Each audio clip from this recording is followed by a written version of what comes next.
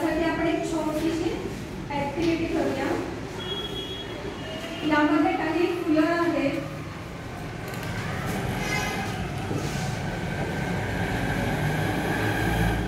तुमच्या बाकावर तुम्ही बाकीचं सगळं काढा आणि बाकावर या फुलांचे दोन दोनचे गट करा किंवा दोन दोन फुलांचा एक एक गट करा। व्यवस्थित तुमच्या गट मांडा, दोन दोन फुलांचे करायचे।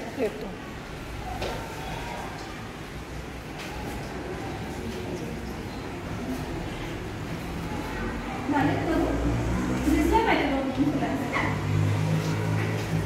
तू सांग तुझ्याकडे किती फुलं आहेत?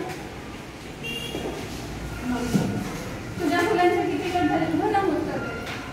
4 2 2 आणि एक फुल उरलं। तुझ्याकडे किती फुलं होते? माझ्याकडे 8 फुलं आहेत, प्रत्येकाची 2 किती गट झाले?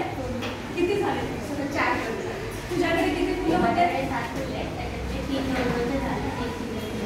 तुझ्याकडे किती फुलं होते? 6 फुलं होते, त्यातले 2 फुलांचे 3 गट। तुझ्याकडे किती? 5 आहेत, 2 तुझ्याकडे किती फुलं होते? 4 होते, त्यातले 2 तर बघा या सगळ्यांनी तुम्ही केले गट आणि तुमच्या लक्षात येईल की या फुलांचे असे गट झाले, 2 फुलांचे गट झाले, काही फुलांचे आणि काही फुलांचे 2 गट होऊन एक फुल उरले। तर आता आपण या संख्या लिहून घेऊया। एक फुल उरलेल्या संख्या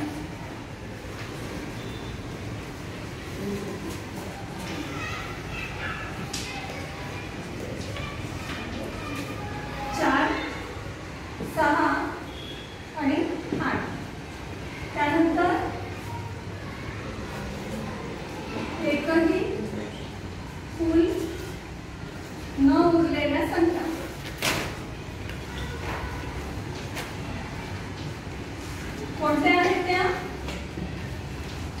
एकही फुल न उरलेल्या संख्या दिसतात तुम्हाला फळावर? कुठल्या? एकही फुल उरलं नाही गट केल्यानंतर अशा कोणत्या संख्या आहेत? तुझी 4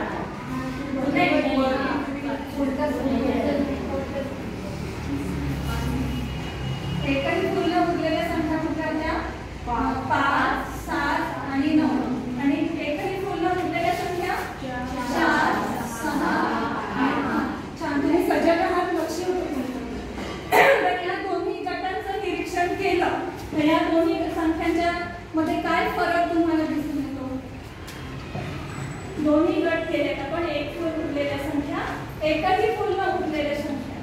तर या दोन्ही गटांचं निरीक्षण केल्यानंतर काय तुमच्या लक्षात आलंय?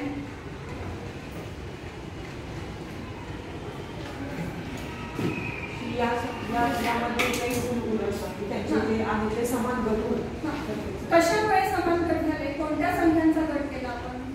2 संख्यांचा गट केला, 2 अंकांचा केला, 2 फुलांचा गट केला। 2 फुलांचा गट केल्यानंतर इथे काय झालं? एकही फुल उरलं नाही आणि इथे एक एक फुल उरलं। याचा अर्थ काय होतो? येते का लक्षात तुमच्या? काय झालं लक्षात? हा तुमच्या पद्धतीने सांगा, म्हणजे ज्या संख्येचे 2 गट किंवा ज्या नंबरला 2 डिवाइड होतो त्याला आपण समसंख्या असं म्हणू शकतो। म्हणजे अशा या काही संख्या अशा आहेत की ज्याला 2 ने पूर्ण भाग करता आहे। तर यावरून समसंख्यांची ह्या ज्या संख्या आहेत 4 6 8 यांना आपण समसंख्या म्हणतो। तर या समसंख्यांची व्याख्या तुम्हाला करता येईल का? प्रयत्न करून बघा। ज्याच्या एकक स्थानी 0 2 4 6 8 ह्या संख्या असतात त्याला समसंख्या म्हणतात आणि ज्याच्या एकक स्थानी 1 3 5 7 आणि 9 ह्या संख्या असतात त्यांना विषम संख्या म्हणतात। पुन्हा एकदा समजून आपण असे म्हणू शकतो ज्या संख्येला 2 ने पूर्ण भाग करतात त्याला समसंख्या म्हणतात आणि ज्या संख्येला 2 ने भाग करतात त्याला विषम संख्या।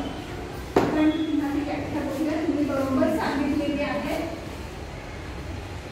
ज्या संख्यांना 2 ने भागले असता बाकी उरत नाही त्या संख्यांना समसंख्या म्हणतात। तुम्ही बरोबर प्रयत्न केलेला आहे।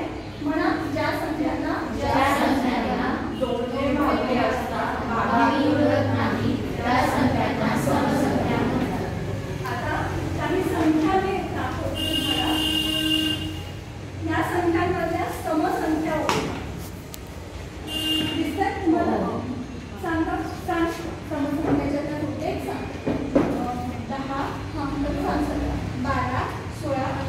बरं या बस खाली या संख्येला तुम्ही समसंख्या का म्हटलं? त्याला दोन्ही भागल्यावर बाकी शून्य राहते. अगदी बरोबर. तर मुलांनो आज अशा प्रकारे आपण समसंख्यांचा अभ्यास केला. आपण उद्या विषम संख्यांचा अधिक सखोल अभ्यास करू.